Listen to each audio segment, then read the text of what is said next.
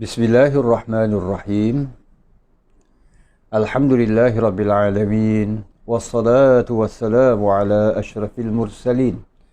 Nabiyyina wa habibina Muhammadin sallallahu alaihi wasallam wa ala alihi wa sahbihi ajma'in. Muslimin dan muslimat yang dihormati sekalian, Assalamualaikum warahmatullahi wabarakatuh.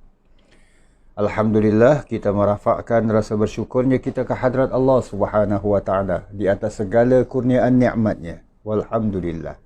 Segala curahan kasih sayangnya. Tuhan yang kita sembah, Tuhan yang kita memohon segala pertolongan daripadanya. Terima kasih di atas kesudian para jamaah bersama-sama dalam siaran ini, dan insya-Allah pada kali ini kita akan menghayati dua ayat seterusnya daripada surah Yasin. Ayat 60 dan 61. InsyaAllah selepas tu akan kita berpindah pula ke ayat 62 dan seterusnya. Jadi bila kita imbau balik ayat yang ke-60, ayat 61, difirmankan oleh Allah Subhanahu wa taala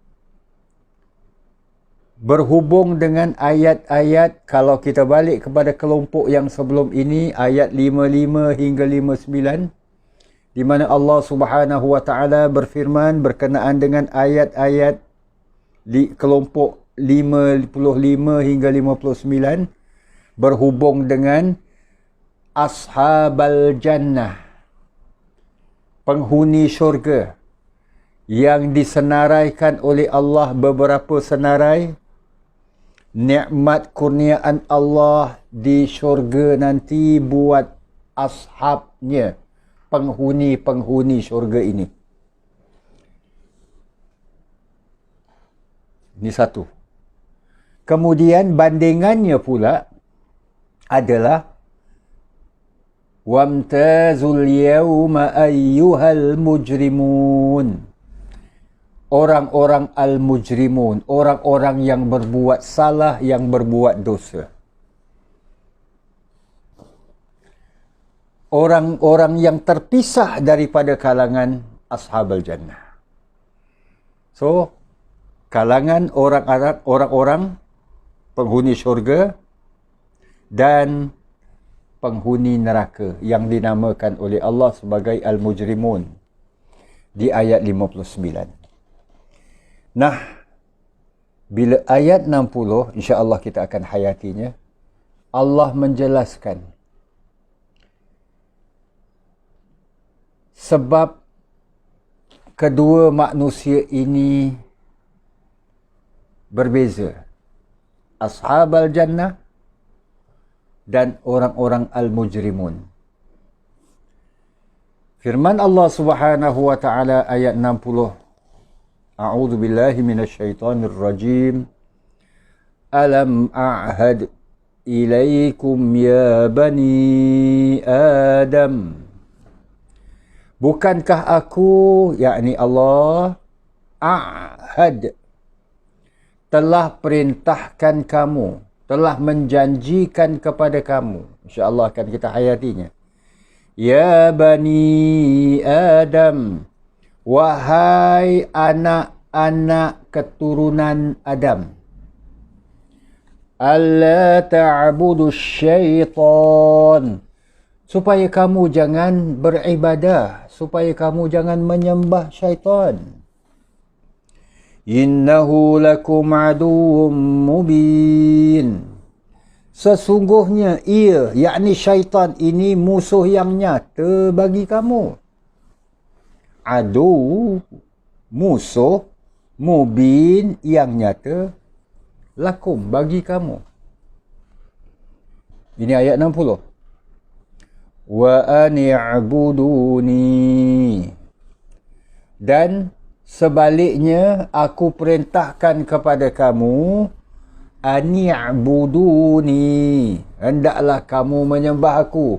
So, aku telah ingatkan, perintahkan jangan menyembah syaitan, sebaliknya sembah aku.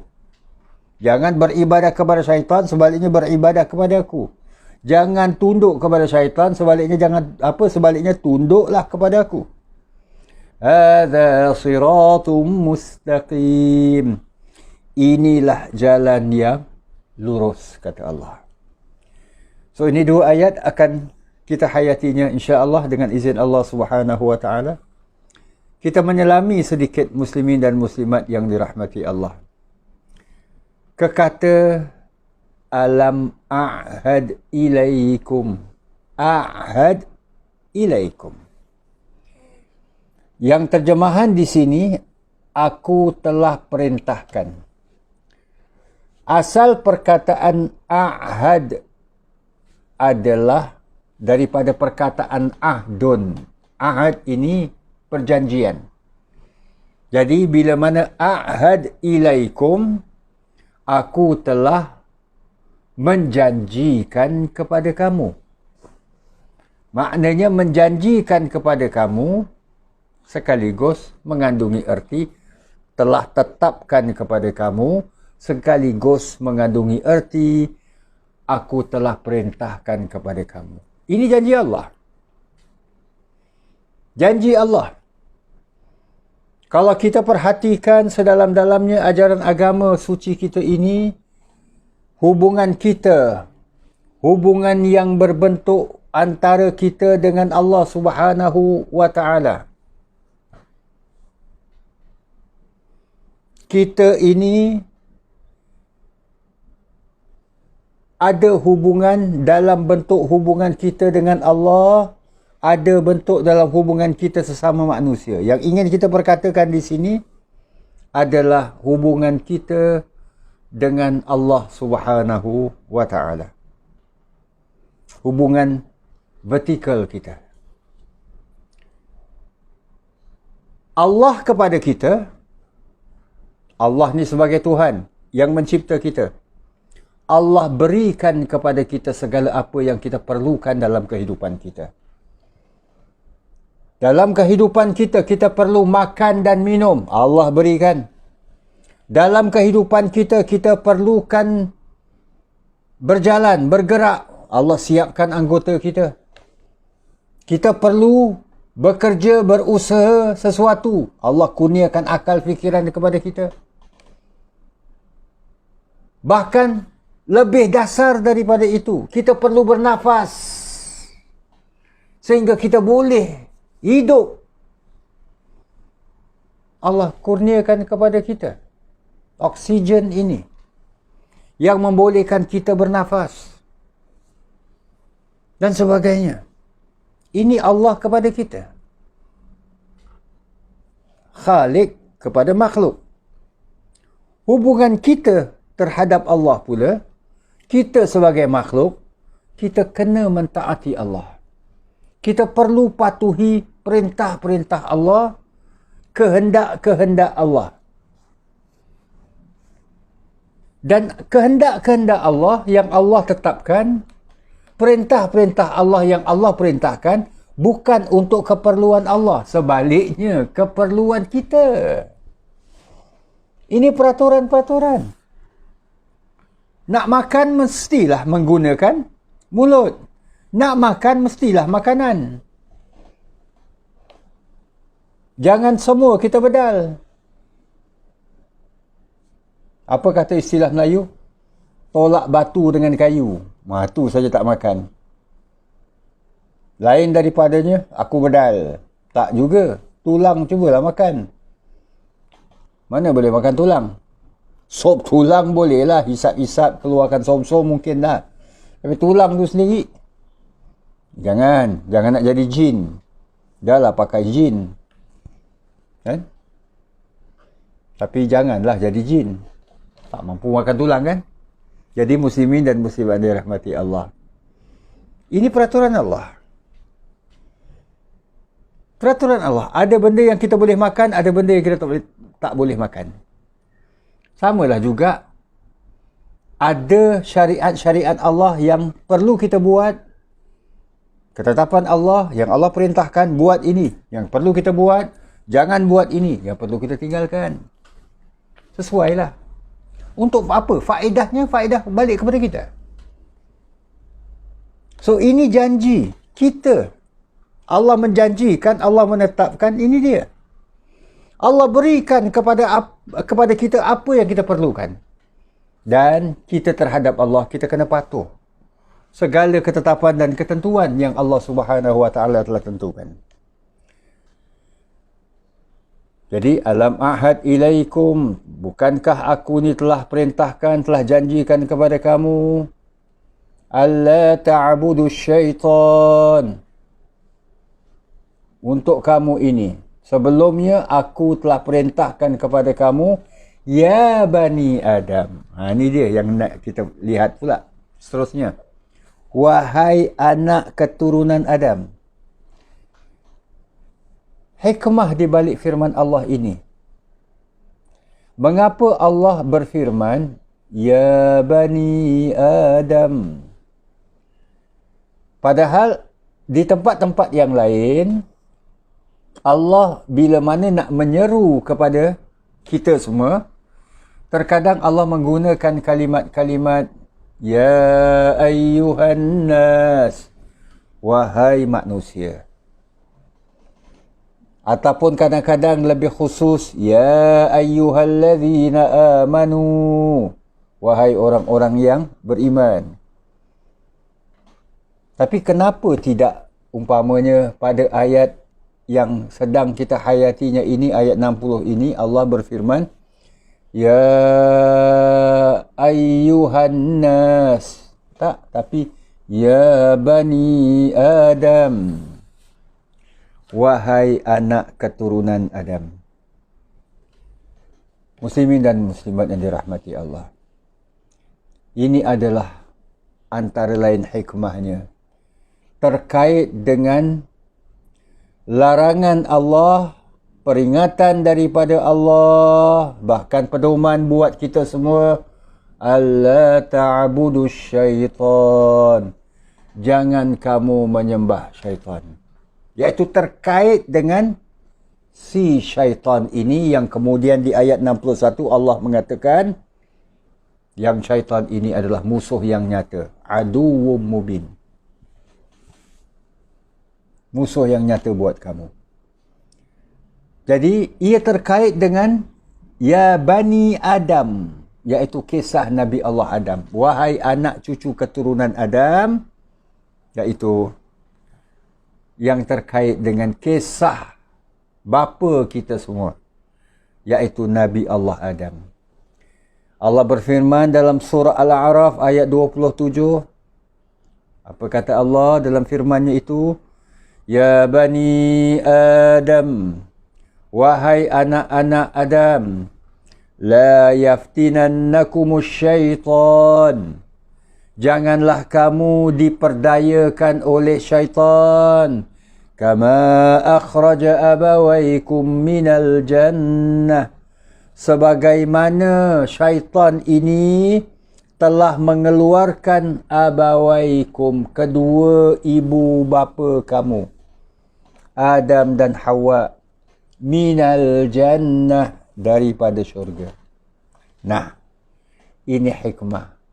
Kenapa Allah menggunakan alam ahad ilaikum ya Bani Adam, wahai anak cucu keturunan Adam, sebab Adam dan isterinya, ibu bapa kita ini, telah dikeluarkan ataupun dia menjadi penyebab keluarnya Nabi Allah Adam dan Hawa daripada syurga. Maka itu Allah Subhanahu Wa Taala ingatkan. Ingatkan, jangan kamu menyembah. Alla ta'budu syaitan. Jangan kamu menyembah. Menyembah syaitan. Apa maksud menyembah? Apakah hanya setakat syaitan ini kita tunduk-tunduk, kita angguk-angguk, kita buat perbuatan-perbuatan yang macam tu, upacara-upacara tertentu, pergi bakar-bakar apa ke dan sebagainya. Tak cukup bakar ikan, tak cukup bakar sate, pergi bakar kertas-kertas ke apa ke, umpamanya lah. Gitu ke saja yang bermaksud ta'budus syaitan? muslimin dan muslimat yang dirahmati Allah. Kekata alla ta'budu syaitan, supaya kamu jangan menyembah syaitan. Ada beberapa maksud yang boleh kita lihat berdasarkan kepada firman-firman Allah di tempat-tempat yang lain. Antaranya alla ta'budu syaitan, supaya jangan kamu tunduk kepada tipu daya dia. Syaitan ni banyak helahnya jamaah. Banyak tipu daya dia. Tak dinamakan syaitan kalau dia tu tak penipu. Dia tidak penipu. Jadi, apa yang dia buat dalam surah An-Nisa ayat 120. Contohnya, ayat seumpama ni banyak. Syaitan ini suka menipu. Jadi, jangan sampai kita ni tunduk. Ya'iduhum wa yumannihim. Ini ayat 120 surah An-Nisa. Ya'iduhum. Syaitan sentiasa menjanjikan mereka, iaitu mereka di sini yang dimaksudkan adalah orang-orang kafir, dengan janji-janji yang indah.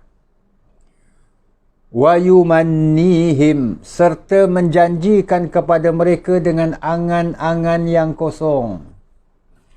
Engkau kalau tak salat, engkau nanti akan begini. Engkau kalau minum arak, engkau jadi kuat tau. Contoh kau makan riba, ataupun kau terlibat dalam riba, terlibat dalam rasuah, engkau jadi kaya tau. Tak ada orang lain boleh kaya. Engkau jadi kaya. Contoh. Dedahkanlah aurat. Buka aurat. Kenapa? Cantik apa? So, ini tipu daya dia. Janjikan angan-angan yang kosong. Wa ma ya'iduhumus syaitanu illa ghurura. Dan apa yang dijanjikan oleh syaitan itu tidak lain, hanyalah tipu daya semata-mata. Bukan sesuatu yang jujur, yang benar. Syaitan mana ada jujur? Dia selalu menipu. Jadi, dia menjanjikan angan-angan kosong, dia menipu. Ini, janganlah kita terpedaya. Jangan tunduk. Maka, ini juga bermaksud, alla ta'budu syaitan. Jangan kamu menyembah syaitan, yakni jangan tunduk, terpedaya kepada segala tipunya, tipu helahnya. Kita boleh merujuk surah An-Nisa ayat 120. Kedua, alla ta'budu syaitan. Jangan kamu menyembah syaitan. Bermaksud, jangan kamu mengikut jejak langkah syaitan. Firman Allah di ayat di 21 daripada surah An-Nur. Ayat yang seumpama ini, yang seerti dengan ini banyak. Seiras maknanya ni banyak. Terdapat di beberapa tempat dalam Al-Quran. Itulah antaranya surah An-Nur ayat 21. Ya ayyuhalladzina amanu, wahai orang-orang yang beriman, la tattabi'u khutuwatis syaitan. La tattabi'u, jangan kamu mengikut jejak langkah khutuwatis syaitan, jejak langkah syaitan. Wa man yattabi' khutuwatis syaitan, dan sesiapa yang mengikut jejak langkah syaitan ini, kata Allah, fa innahu ya'muru bil fahsya'i wal munkar, maka sesungguhnya dia, yakni syaitan ini, menyuruh kamu, menggesa kamu, menggalakkan kamu, memerintahkan kamu bil fahsya', untuk melakukan perkara-perkara yang keji, wal munkar, dan juga perkara-perkara mungkar. Jadi jangan ikut jejak langkah syaitan. Jejak langkah macam mana ya? Jejak langkah syaitan ni jejak langkah yang mana? Syaitan ni banyak, betul jejak langkah dia. Tapi yang macam mana? Yang paling utama, sebagaimana yang terlukis dalam kisah Iblis. Surah Al-A'raf ayat 11 kalau kita lihat. Kalau kita perhatikan pada firman Allah ayat 11 ini, surah Al-A'raf ini, Allah firmankan, A'udzubillahi minasyaitonir rajim. Walaqad khalaqnakum, dan sesungguhnya kami, yakni Allah, telah menciptakan kamu. Summa sawwarnakum, kemudian kami membentuk rupa kamu. Summa qulna lil malaikati isjudu li Adama, kemudian kami perintahkan kepada para malaikat untuk sujud kepada Adam. Fasajadu illa iblis, maka semuanya para malaikat ini sujud kepada Adam, sujud sebagai tanda penghormatan, sujud sebagai patuhi perintah Allah, illa iblis, kecuali iblis. Lam yakum minas sajidin, dia, iblis ini, tidak tergolong dalam golongan orang-orang yang sujud ataupun mereka yang sujud. Lalu Allah bertanya kepadanya. Ini ayat 12 surah Al-A'raf. Tadi ayat 11 kan? Allah bertanya. Qala ma mana'aka alla tasjuda iz amartuk. Allah bertanya kepadanya. Apa yang mencegahmu, yang menghalangmu untuk sujud kepada Adam? Iz amartuk, ketika aku perintahkan kepada kamu. So apa Kalau sujud itu maknanya tunduk, apakah badan kamu ni ataupun kamu ketika tu sedang sakit ke? Maksudnya lah, sakit belakang ke apa tak boleh tunduk. Contoh saja. Jadi Allah tanya sebab dan alasan apa yang menghalang iblis ni daripada sujud kepada Adam. Qal, iblis jawab, ana khairum min. Aku ni, iblis ni mengaku, khairum min. Aku lebih baik dari Adam. Aku lebih baik daripada Adam. Maknanya kalau Adam baik, aku lagi baik. Aku lagi baik. Kalau ikut umur ataupun seniority, siapa yang lebih senior? Adam Allah ciptakan kemudian. Iblis ni Allah dah ciptakan dulu, lebih awal. So takkanlah yang tua nak sujud pada yang muda. Alung nak kena cium tangan busu. Tak kenalah kan. Contoh-contoh je lah. Jadi, aku lebih baik, kata iblis. Khalaqtani min nar, kau ciptakan aku dari api. Wa khalaqtahu min tin, dan engkau khalaqtahu, telah menciptakan dia daripada tanah. So aku diciptakan dari api, Adam ni diciptakan dari tanah. Itu asal usul kita ni yang menjadikan aku ni, kata iblis, lebih baik dari Adam. So ini ikut kepala otak dia, si iblis ni. Itu pun kalau dia ada kepala, dia ada otak. Jadi dia katakan, engkau ciptakan aku daripada api. Api ni lebih baik dari tanah. Adam ni kau ciptakan dari tanah. So api lebih baik daripada tanah apa? Api boleh bakar tanah apa? Itu bagi pendapat dia. Ikut kepala otak dia. Itu yang kita katakan tadi tu. Ini alasan yang dia berikan bila Allah bertanya. Qala fahbit minha. Sebaliknya Allah berfirman, perintahkan, fahbit minha. Turunlah engkau dari syurga ini. Fama yakunu laka. Tidak patut engkau, wahai iblis, an tatakabbara fiha, untuk berlaku sombong di dalamnya. Fakhruj innaka minas saghirin. Keluarlah, turunlah daripada syurga ini.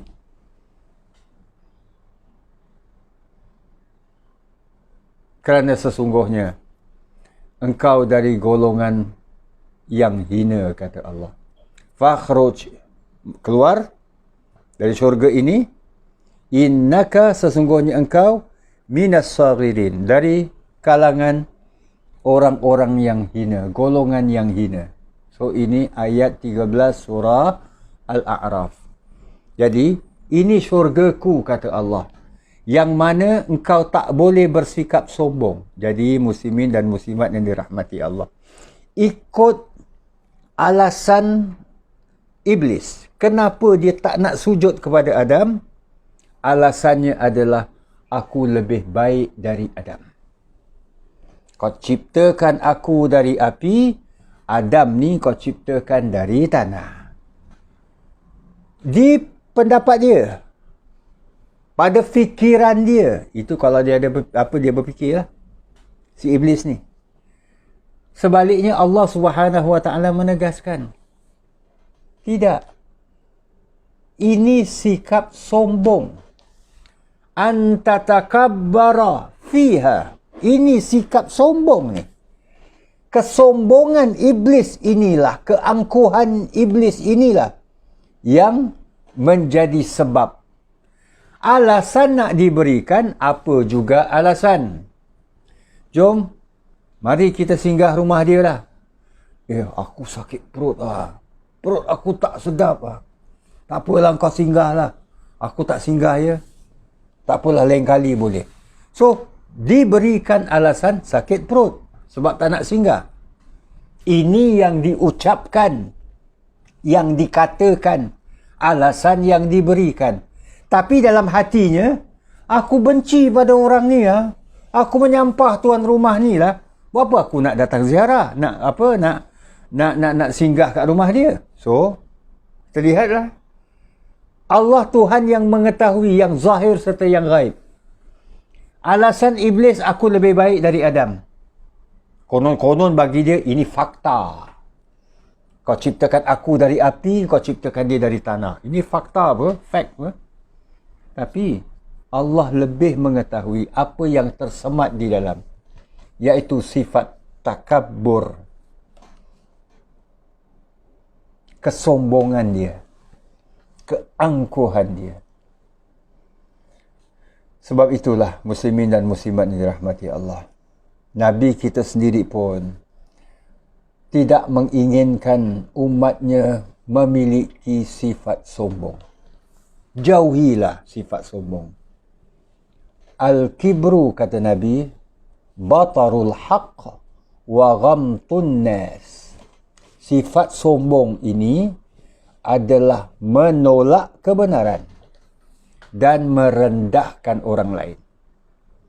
Orang lain dianggap rendah. Orang lain semuanya tak betul. Orang lain semuanya salah. Pandang remeh pada orang dan sebagainya. Ini sifat sombong. Jauhilah. Peringatan daripada Nabi. Dalam riwayat Imam Muslim, dalam sebuah hadis di mana Rasulullah SAW pernah bersabda yang bermaksud, sesungguhnya Allah mewahyukan kepadaku agar kalian semua bersikap rendah hati. Jangan sombong, maknanya. Hingga tidak seorang pun yang bangga atas orang lain. Dan tidak ada yang berbuat aniaya terhadap orang lain. Ini Allah wahyukan kepada Nabi sebagai perintah Allah, ketetapan Allah supaya Nabi mengingatkan umatnya. So kita ini terpanggil lah sebagai umat Nabi Muhammad kan. Kita diperingatkan. Jangan pandang rendah kepada orang. Jangan melakukan penganiayaan kepada orang. So muslimin dan muslimat yang dirahmati Allah, perbahasan yang kedua ini, yang dimaksudkan perbahasan yang kedua ini adalah jangan ikut jejak langkah syaitan ini, jangan bersikap sombong ini. Perbahasannya agak luas, yang mana insya Allah akan kita sambung Akan kita sambung dalam siaran yang akan datang dengan izin Allah Subhanahu Wa Taala. Kita berhenti di sini dahulu, insya-Allah, iaitu jangan ikut jejak langkah syaitan. Antara tafsiran ataupun huraian yang bermaksud alla ta'budu syaitan. Jangan kamu menyembah syaitan. Jangan kamu menyembah syaitan. Yang pertamanya, jangan kamu tunduk kepada tipu daya dia. Dan yang keduanya, jangan kamu ikut jejak langkah dia. Iaitu jejak langkah yang apa? Yang paling besar, jangan kamu sombong macam dia. InsyaAllah, persoalan ini akan kita sambung dalam siaran yang akan datang dengan izin Allah Subhanahu Wa Taala. Terima kasih di atas kesudian bersama-sama dalam siaran ini. Aqulu qawli hadha wa astaghfirullahal azim li wa lakum wa lisairil muslimin. Wassalamualaikum warahmatullahi wabarakatuh.